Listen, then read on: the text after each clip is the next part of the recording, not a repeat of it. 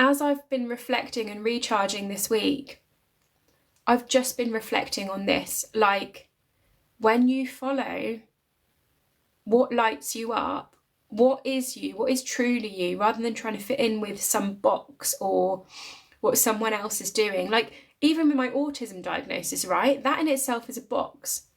Because I could have said, and I'm not going to lie, there was a part of me that thought this: if I go to London on Monday, it was like, remember, you're autistic. So if you go to London on Monday, you're going to get really overwhelmed and burnt out. Is that really a good idea? Is that really what you want to do? And then I was like, yeah, it is what I want to do. Fuck that shit. Like, I'm doing this. I'm going to London. But I had to really plan around that. So a quiet weekend before it, I stayed in a hotel after the event. I got the train home when the train was quiet. And then I've had a really slow week.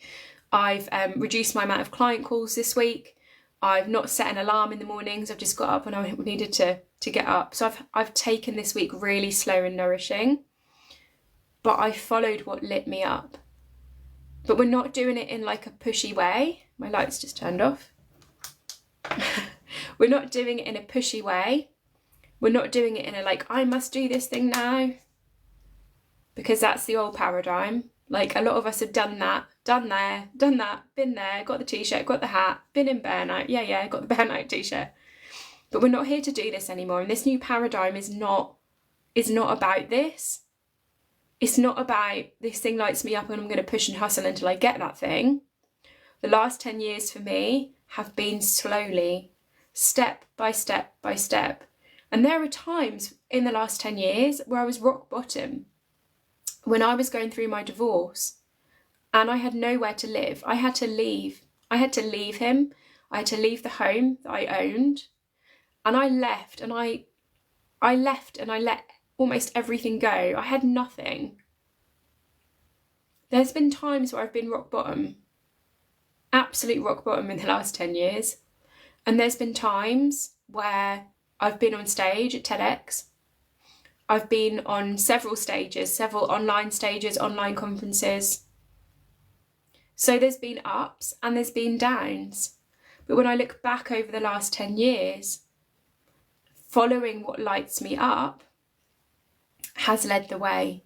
So you only need to just follow that and take those small steps and nourish and care for yourself along the way.